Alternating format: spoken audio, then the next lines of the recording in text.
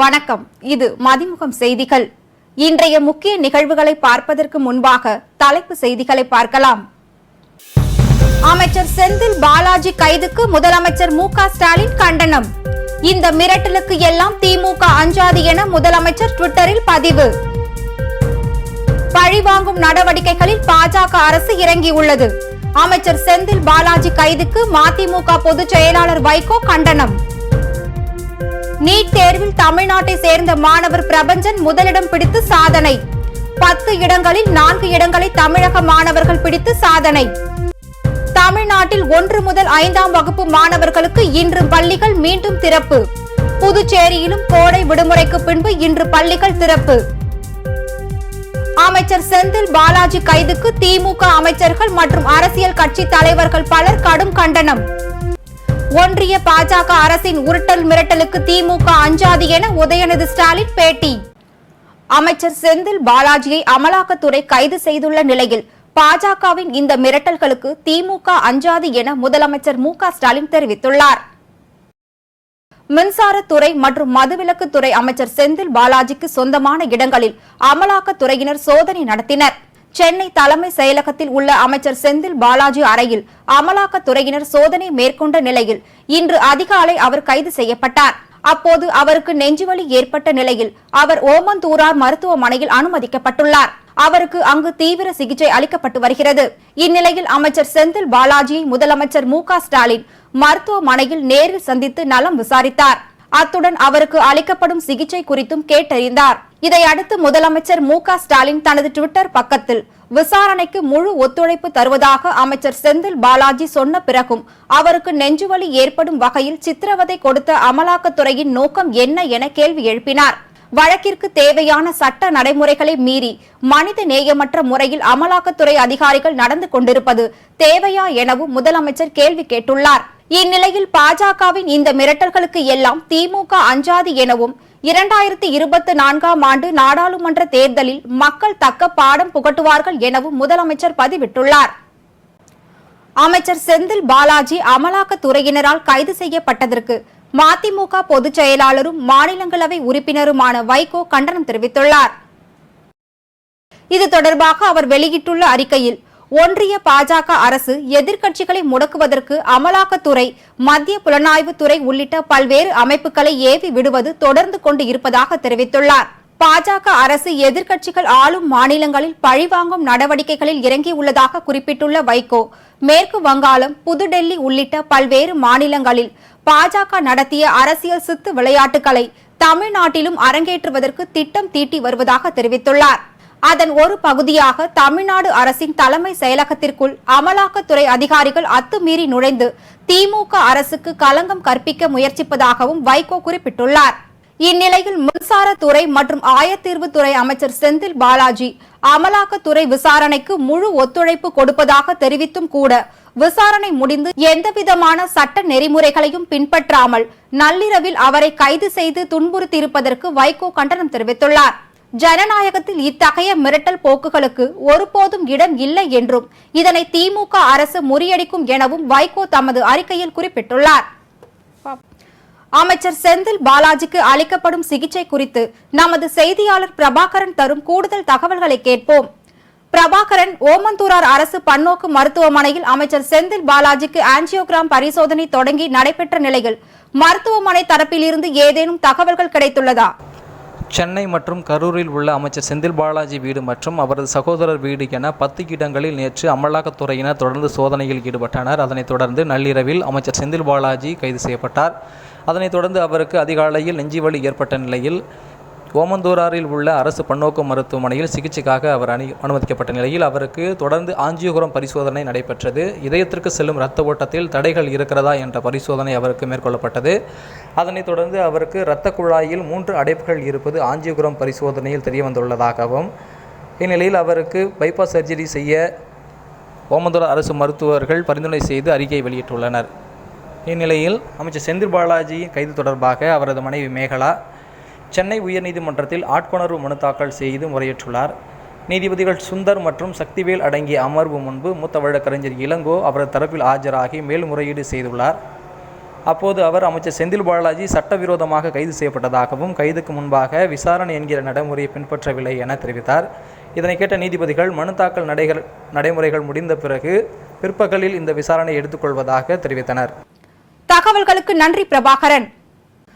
அமைச்சர் செந்தில் பாலாஜி கைது நடவடிக்கைக்கு திமுக அமைச்சர்கள், காங்கிரஸ் கட்சி தலைவர் மல்லிகார்ஜுன கார்கே மற்றும் பிற அரசியல் கட்சி தலைவர்கள் பலர் கடும் கண்டனம் தெரிவித்துள்ளனர்.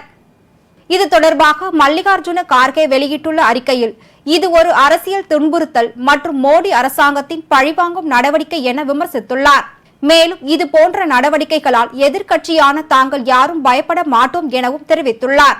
அதேபோல் இது முற்றிலும் தவறான செயல் எனவும் அமலாக்கத்துறையை தவறாக பயன்படுத்துவதாக திரிணாமுல் காங்கிரஸ் எம்பி சௌகதா ராய் கண்டனம் தெரிவித்துள்ளார். அமைச்சர் செந்தில் பாலாஜி கைது திட்டமிட்ட உள்நோக்கத்துடன் கூடிய அரசியல் நடவடிக்கைதான் என்றும், அரசியல் சித்து விளையாட்டை பாஜக தொடங்கிவிட்டதாகவும் விசிக கட்சி தலைவர் தொல் திருமாவளவன் எம்பி கண்டனம் தெரிவித்துள்ளார். அமைச்சர் செந்தில் பாலாஜி கைது செய்யப்பட்டது ஒன்றிய அரசின் அப்பட்டமான அடக்குமுறை என நாம் தமிழர் கட்சி தலைமை ஒருங்கிணைப்பாளர் சீமான் கண்டனம் தெரிவித்துள்ளார். அமைச்சர் செந்தில் பாலாஜி அமலாக்கத்துறையினரால் கைது செய்யப்பட்டுள்ளது ஜனநாயக படுகொலை என மாநில காங்கிரஸ் கட்சி தலைவர் KS அழகிரி தெரிவித்துள்ளார். அதேபோல் திமுக அமைச்சர்கள் பொன்முடி, உதயநிதி ஸ்டாலின், KN நேரு, ரகுபதி, சேகர் பாபு உள்ளிட்டோரும் கடும் கண்டனம் தெரிவித்துள்ளனர். அரசியலுக்காக ஒன்றிய அரசு செய்யும் நிகழ்வை மக்கள் புரிந்து கொள்வார்கள் என அமைச்சர் பொன்முடி கண்டனம் தெரிவித்துள்ளார். எந்த பழிவாங்கும் நடவடிக்கையும் எதிர்கொள்ளக்கூடிய ஆற்றலும் திறமையும் இந்த திராவிட முன்னேற்றக் கழகத்திற்கு எந்த காலத்திலும் நீண்ட காலமாக இருந்திருக்கிறது. இது எங்களையெல்லாம் பழிவாங்குவதற்கு கடந்த காலங்களிலே ஏன் தளபதி அவர்களையே மிசாவிலே பிடித்து போட்டு பழிவாங்கியவர்கள் எல்லாம் உண்டு. எதுவாக இருந்தாலும் அவைகளையெல்லாம் எதிர்கொண்டு நிச்சயமாக இந்த ஒன்றிய அரசினுடைய இந்த பொய் பிரச்சாரத்தை அரசியலுக்காக செய்கிற இந்த நிகழ்வுகளை தமிழகத்து மக்கள் புரிந்து கொண்டிருக்கிறார்கள்.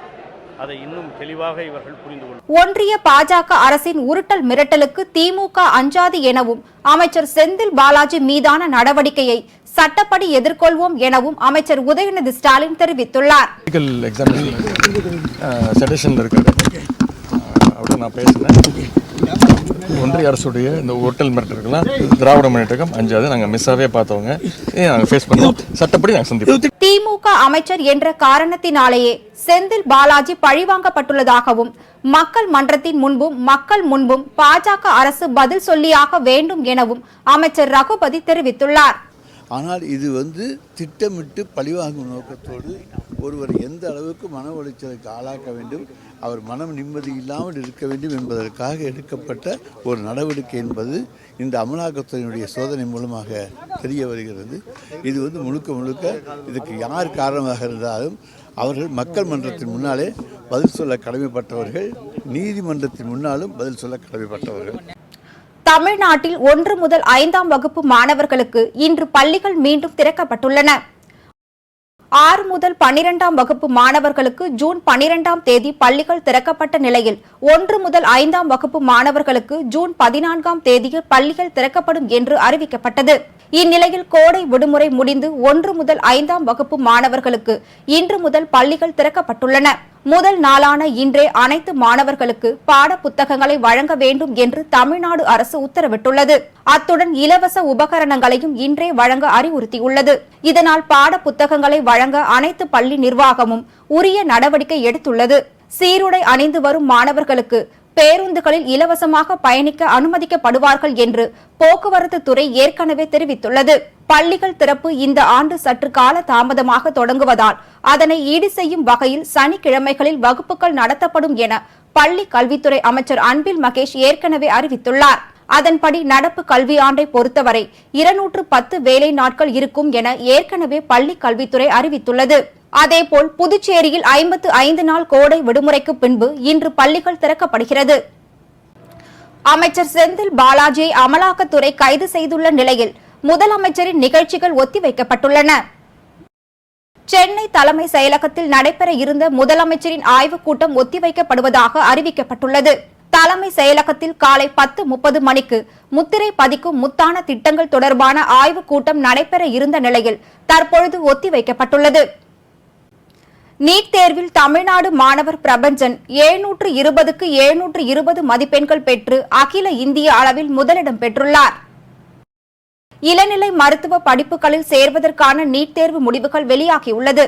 தமிழ்நாட்டில் 1,44,516 லட்சம் பேர் தேர்வு எழுதிய நிலையில் 78,693 பேர் தகுதி பெற்றுள்ளனர். தமிழகத்தின் விழுப்புரம் மாவட்டத்தை சேர்ந்த பிரபஞ்சன் நீட் தேர்வு முடிவில் 720க்கு 720 பெற்று அகில இந்திய அளவில் முதலிடம் பெற்றுள்ளார். அதேபோல் தமிழகத்தை சேர்ந்த கௌஸ்டப், சூர்யா, சித்தார்த், வருண் ஆகியோர் முறையே 3, 6 மற்றும் 9வது இடத்தை பிடித்துள்ளார்கள். அதன்படி தேசிய அளவில் நீட் தேர்வில் முதல் 10 இடங்களில் 4 இடங்களை தமிழக மாணவர்கள் பிடித்து சாதனை படைத்துள்ளனர். நீட் தேர்வில் முதலிடம் பிடித்த தமிழக மாணவர் பிரபஞ்சனுக்கும் முதல் 10 இடங்களுக்குள் வந்த தமிழக மாணவர்களுக்கும் முன்னாள் முதல்வர் ஓ பன்னீர்செல்வம், பாமக நிறுவனர் ராமதாஸ், பாமக தலைவர் அன்புமணி ராமதாஸ் உள்ளிட்ட அரசியல் கட்சி தலைவர்கள் பலர் வாழ்த்து தெரிவித்துள்ளனர். தமிழகத்தில் தொடக்க கல்வி வகுப்புகள் தொடங்கிய நிலையில் திருவாரூரில் முதல் நாள் பள்ளிக்கு வருகை தந்த 1 முதல் 5 வரை உள்ள வகுப்பு மாணவர்களுக்கு உற்சாக வரவேற்பு அளிக்கப்பட்டது. தமிழகத்தில் கடந்த 12ஆம் தேதி பள்ளிகள் திறக்கப்பட்டு 6 முதல் 12ஆம் வகுப்பு வரை செயல்பட தொடங்கியது. இந்நிலையில் 1 முதல் 5 வரை உள்ள வகுப்புகளுக்கு இன்றைய தினம் வகுப்புகள் தொடங்குகிறது. அதன்படி தமிழகம் முழுவதும் மாணவர் சேர்க்கை நடைபெற்று வருகிறது. அதன் ஒரு பகுதியாக திருவாரூர் மாவட்டம் நன்னிலம் ஒன்றிய பேரளம் ஊராட்சி ஒன்றிய தொடக்க பள்ளிக்கு வருகை தந்த 1 முதல் 5 வரை உள்ள வகுப்பு மாணவர்களுக்கு பள்ளியின் சார்பில் உற்சாக வரவேற்பு அளிக்கப்பட்டது. இந்நிகழ்ச்சியில் நன்னிலம் வட்டார கல்வி அலுவலர் மணி, பள்ளி தலைமை ஆசிரியர் கமலாபாய், உதவி ஆசிரியர்கள் மற்றும் பெற்றோர்கள் என ஏராளமானோர் கலந்து கொண்டனர். பெண்ணாகரம் அருகே மின் கணக்கீடு செய்யாமல் அதிக தொகை வசூல் செய்வதாக அலுவலகத்தை முற்றுகையிட்டு பொதுமக்கள் ஆர்ப்பாட்டத்தில் ஈடுபட்டனர். தர்மபுரி மாவட்டம் பெண்ணாகரம் அடுத்த பாப்பாரப்பட்டி அருகே உள்ள பாரதிபுரம், சஞ்சல அள்ளி, பனைக்குளம் உள்ளிட்ட கிராமங்களில் உள்ள குடியிருப்புகளுக்கு பல மாதங்களாக நேரில் சென்று மின் கணக்காளர் முறையாக மின் கணக்கீடு செய்யாமல் அலுவலகத்தில் இருந்தபடியே கணக்கீடு செய்ததாக கூறப்படுகிறது. இதனால் ஆத்திரமடைந்த 100க்கும் மேற்பட்ட பொதுமக்கள் பாப்பாரப்பட்டி மின்வாரிய அலுவலகத்திற்கு வந்து அதிகாரிகளுடன் வாக்குவாதத்தில் ஈடுபட்டனர். ஆனால் மின்வாரிய அதிகாரிகள் முறையான பதில் அளிக்காமல் அலட்சிய போக்குடன் பதில் அளித்ததன் காரணமாக மின்வாரிய அலுவலகத்திற்கு பூட்டு போட்டு அலுவலகத்திற்கு முன்பு தர்ணாவில் ஈடுபட்டனர். புரட்சியாளர் சேகுவேரா பிறந்த நாளை முன்னிட்டு இந்திய ஜனநாயக வாலிபர் சங்கத்தின் சார்பில் மரக்கன்றுகள் கொடுத்து மலர் தூவி பிறந்த நாளை கொண்டாடினர். புதுக்கோட்டை சின்னப்பா பூங்கா அருகே புரட்சியாளர் சேகுவேரா பிறந்த நாளை முன்னிட்டு இந்திய ஜனநாயக வாலிபர் சங்கத்தின் சார்பில் புரட்சியாளர் சேகுவேரா புகைப்படத்திற்கு மலர் தூவி மரியாதை செய்து மேலும் புரட்சியாளர் சேகுவேராவின் போராட்ட குணங்கள் குறித்து மாணவர்களிடம் எடுத்து கூறி பேசினர். இந்த நிகழ்வில் கலந்து கொண்ட இளைஞர்கள் மற்றும் பொதுமக்களுக்கு இந்திய ஜனநாயக வாலிபர் சங்கத்தின் நிர்வாகிகள் பல்வேறு வகையான மூலிகை குணங்கள் கொண்ட மரக்கன்றுகளை வழங்கி சிறப்பித்தனர். பெங்களூரில் இருசக்கர வாகனங்களை தொடர்ந்து திருடி தமிழகத்தில் விற்று வந்த 3வரை காவல்துறையினர் கைது செய்தனர். திருவண்ணாமலை மாவட்டம் செங்கம் சுற்றுவட்டார பகுதிகளை சேர்ந்த ராசையா, விஷ்ணு மற்றும் சைன்ஷா ஆகிய 3 பேரும் பெங்களூரு பகுதிகளில் இரவு நேரங்களில் நோட்டமிட்டு இருசக்கர வாகனங்களை திருடி அதை தங்கள் சொந்த பகுதியான செங்கம் பகுதிகளில் விற்று வந்துள்ளனர். தொடர்ந்து இருசக்கர வாகனம் திருடு போவதால் கர்நாடக காவல்துறையினர் கண்காணித்து வந்த நிலையில் இருசக்கர வாகனத்தை திருடும் போது கையும் களவுமாக பிடிபட்ட 3வரையும் காவல்துறையினர் கைது செய்தனர். சென்னை பரங்கிமலை அடிவாரத்தில் உள்ள புனித அந்தோணியார் சிற்றாலயத்தில் தேர் திருவிழா வெகு விமரிசையாக நடைபெற்றது. 128 ஆண்டுகள் பழமை வாய்ந்த புனித அந்தோணியார் சிற்றாலயத்தின் தேர் திருவிழா நிகழ்ச்சி நடைபெற்றது. இந்நிகழ்ச்சியில் அமைச்சர் தாமு அன்பரசு கலந்து கொண்டு தேரை வடம் பிடித்து துவக்கி வைத்தார். இக்கோவில் திருப்பணிகளை பொதுமக்கள் மற்றும் புனித அந்தோணியார் மேம்பாட்டு சங்கம் சார்பில் நடைபெற்ற இவ்விழா பரங்கிமலை அடிவாரத்தின் முழுவதும் சுற்றி கோவிலை வந்தடைந்தது. இதில் ஏராளமான பக்தர்கள் கலந்து கொண்டு தேரை வடப்பிடித்து இழுத்தனர். மயிலாடுதுறை அருகே 9 வயது சிறுவனுக்கு மது ஊற்றி கொடுத்து குடிக்க வைத்ததாக மயக்க நிலையில் உள்ள சிறுவனை தூக்கி கொண்டு வந்து காவல் நிலையத்தில் பெற்றோர் புகார் அளித்த சம்பவம் பெரும் அதிர்ச்சியை ஏற்படுத்தியுள்ளது. மயிலாடுதுறை மாவட்டம் அருகே உள்ள சித்தர்காடு கிராமத்தில் 9 வயது சிறுவனுக்கு அதே பகுதியை சேர்ந்த அறிவழகன் என்ற இளைஞர் மது ஊற்றி கொடுத்ததாக மயக்க நிலையில் இருந்த சிறுவனை தூக்கிக் கொண்டு காவல் நிலையம் வந்து பெற்றோர் புகார் அளித்துள்ளனர். உடனடியாக மயிலாடுதுறை காவல்துறையினர் சிறுவனை அரசு மருத்துவமனைக்கு சிகிச்சைக்காக அனுப்பி வைத்து மது ஊற்றி கொடுத்த இளைஞரை தேடி வருகின்றனர். உலக இரத்த தான தினத்தை முன்னிட்டு இரத்த தான முகாமை வேலூர் நாடாளுமன்ற உறுப்பினர் கதிர் ஆனந்த் துவங்கி வைத்தார். வேலூரில் உள்ள நகர அரங்கில் நாராயணி மருத்துவமனை மற்றும் ஆராய்ச்சி மையத்தின் சார்பில் உலக இரத்த தான தன்னார்வலர் தினத்தை முன்னிட்டு நாராயணி மருத்துவமனையின் இயக்குநர் பாலாஜி தலைமையில் நடைபெற்ற இந்த முகாமினை வேலூர் நாடாளுமன்ற உறுப்பினர் கதிர் ஆனந்த் துவங்கி வைத்தார். இந்த முகாமில் நூற்றுக்கணக்கான மாணவ மாணவிகள் பங்கேற்று ஆர்வமுடன் இரத்த தானம் செய்தனர். திருப்பத்தூர் அருகே பட்ட பகலில் மர்ம நபர்கள் முதியவரிடம் நகையை பறித்து சென்ற சம்பவம் பெரும் பரபரப்பை ஏற்படுத்தியுள்ளது. திருப்பத்தூர் மாவட்டம் கந்திலி பகுதியை சேர்ந்த மனோகரன் என்கிற முதியவர் கரும்பு ஜூஸ் கடை நடத்தி வருகிறார். இந்நிலையில் கரும்பு ஜூஸ் கடைக்கு வந்த 2 இளைஞர்களில் ஒருவர் முதியவர் கழுத்தில் இருந்த 2 சவரன் தங்க சங்கிலியை பறித்துக் கொண்டு இருசக்கர வாகனத்தில் தப்பி சென்றுள்ளனர். இந்த சம்பவம் குறித்து முதியவர் மனோகரன் காவல்துறைக்கு தகவல் தெரிவித்ததை தொடர்ந்து காவல்துறையினர் வழக்கு பதிவு செய்து அப்பகுதியில் உள்ள கண்காணிப்பு கேமராக்களை ஆராய்ந்து விசாரணை நடத்தி வருகின்றனர். பட்ட பகலில் முதியவரிடம் செயின் பறிப்பில் ஈடுபட்ட சம்பவம் பெரும் பரபரப்பை ஏற்படுத்தியுள்ளது. ராணிப்பேட்டை மாவட்டம் கலவை அருகே கிணற்றில் குளிக்க சென்ற பள்ளி மாணவன் நீரில் மூழ்கி உயிரிழந்த சம்பவம் சோகத்தை ஏற்படுத்தியுள்ளது. ராணிப்பேட்டை மாவட்டம் கலவை அருகே உள்ள வேம்பி கிராமத்தை சேர்ந்த முருகன் சோனியா தம்பதியரின் மகன் மணிமாறன். இவர் அதே கிராமத்தில் உள்ள ஊராட்சி ஒன்றிய நடுநிலைப் பள்ளியில் 6ஆம் வகுப்பு படித்து வருகிறார். அவரது உறவினர் திருமலையுடன் சேர்ந்து நீச்சல் கற்றுக்கொண்டிருந்த நிலையில் சிறுவன் கிணற்றில் எதிர்பாராத விதமாக விழுந்து மூழ்கியுள்ளார். தகவல் அறிந்து வந்த காவல்துறையினர் மற்றும் தீயணைப்பு துறையினர் கிணற்றில் மூழ்கிய சிறுவனை தேடும் பணியில் ஈடுபட்டு சுமார் 4 மணி நேர போராட்டத்திற்கு பின்னர் சிறுவன் சடலமாக கிணற்றில் இருந்து மீட்கப்பட்டார். சடலத்தை கைப்பற்றிய காவல்துறையினர் பிரேத பரிசோதனைக்காக ஆற்காடு அரசு மருத்துவமனைக்கு அனுப்பி வைத்தனர். பள்ளி தொடங்கிய 2வது நாளிலேயே பள்ளி மாணவன் கிணற்றில் மூழ்கி உயிரிழந்த சம்பவம் அப்பகுதி மக்களிடையே பெரும் சோகத்தையும் பரபரப்பையும் ஏற்படுத்தியுள்ளது. உக்ரைனுடன் அமைதி பேச்சுவார்த்தை நடத்த தயாராக இருப்பதாகவும், ஆனால் அதற்கு அந்நாட்டுக்கு ஆயுதங்கள் வழங்குவதை மேற்கத்திய நாடுகள் நிறுத்த வேண்டும் என்றும் ரஷ்ய அதிபர் புதின் நிபந்தனை விதித்துள்ளார்.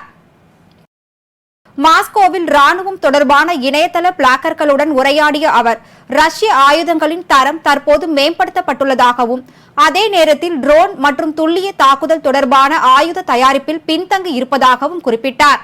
அமெரிக்கா வழங்கிய ஹிம்மர் ராக்கெட்டுகள் மூலம் ககோக்வா அணையை உக்ரைன் தகர்த்துள்ளதாக குற்றம் சாட்டிய புதின் எதிர் தாக்குதலை தீவிரப்படுத்திய பிறகு ரஷ்யாவுடன் ஒப்பிடுகையில் உக்ரைனுக்கு 10 மடங்கு உயிரிழப்பு அதிகம் என்றும் கூறினார். அரசின் ரகசிய ஆவணங்களை வைத்திருந்த குற்றச்சாட்டு தொடர்பாக மியாமி நீதிமன்றத்தில் ஆஜராகும் முன்னாள் அதிபர் டொனால்ட் ட்ரம்ப் கைது செய்ய உள்ளதாக தகவல் வெளியாகியுள்ளது. அமெரிக்க முன்னாள் அதிபர் ட்ரம்ப் அவரது பதவிக்காலம் முடிந்து வெள்ளை மாளிகையில் இருந்து வெளியேறிய போது 100க்கும் மேற்பட்ட அரசின் ரகசிய ஆவணங்களை எடுத்து சென்றதாக குற்றம் சாட்டப்பட்டது. கடந்த ஆண்டு ஆகஸ்ட் மாதம் புளோரிடாவில் உள்ள ட்ரம்ப் வீட்டில் FBI அதிகாரிகள் சோதனை நடத்தி பல்வேறு ரகசிய ஆவணங்களை பறிமுதல் செய்தனர். இந்த விவகாரத்தில் ட்ரம்புக்கு எதிராக மியாமி நீதிமன்றத்தில் கிரிமினல் குற்றச்சாட்டு பதிவு செய்யப்பட்டது. இவர் மீதான 37 குற்றச்சாட்டுகள் குறித்து மியாமி நீதிமன்றத்தில் உத்தரவிடப்பட்டிருந்தது. இதற்காக புளோரிடாவில் இருந்து நேற்று மியாமிக்கு தனி விமானத்தில் ட்ரம்ப் வந்தார். நீதிமன்றத்தில் ஆஜராகும் முன்பாக ட்ரம்ப் கைது செய்யப்படுவார் என கூறப்படுகிறது. 2024ஆம் ஆண்டு அதிபர் தேர்தலில் போட்டியிட ட்ரம்ப் தீவிரமாக முயற்சிக்கும் சமயத்தில் இந்த வழக்கு விசாரணை முக்கியத்துவம் பெற்றுள்ளது. மீண்டும் தலைப்பு செய்திகள். அமைச்சர் செந்தில் பாலாஜி கைதுக்கு முதலமைச்சர் மு.க. ஸ்டாலின் கண்டனம். இந்த மிரட்டலுக்கு எல்லாம் திமுக அஞ்சாது என முதலமைச்சர் ட்விட்டரில் பதிவு. பழிவாங்கும் நடவடிக்கைகளில் பாஜக அரசு இறங்கியுள்ளது. அமைச்சர் செந்தில் பாலாஜி கைதுக்கு மதிமுக பொதுச் செயலாளர் வைகோ கண்டனம். நீட் தேர்வில் தமிழ்நாட்டை சேர்ந்த மாணவர் பிரபஞ்சன் முதலிடம் பிடித்து சாதனை. 10 இடங்களில் 4 இடங்களை தமிழக மாணவர்கள் பிடித்து சாதனை. தமிழ்நாட்டில் 1 முதல் 5ஆம் வகுப்பு மாணவர்களுக்கு இன்று பள்ளிகள் மீண்டும் திறப்பு. புதுச்சேரியிலும் கோடை விடுமுறைக்கு பின்பு இன்று பள்ளிகள் திறப்பு. அமைச்சர் செந்தில் பாலாஜி கைதுக்கு திமுக அமைச்சர்கள் மற்றும் அரசியல் கட்சி தலைவர்கள் பலர் கடும் கண்டனம். ஒன்றிய பாஜக அரசின் உருட்டல் மிரட்டலுக்கு திமுக அஞ்சாது என உதயநிதி ஸ்டாலின் பேட்டி. இத்துடன் செய்திகள் நிறைவடைந்தன. மீண்டும் செய்திகள் இரவு 8 மணிக்கு. மேலும் செய்திகளை தெரிந்து கொள்ள மதிமுகம் பிரைம் யூடியூப் தளத்தில் இணைந்திருங்கள்.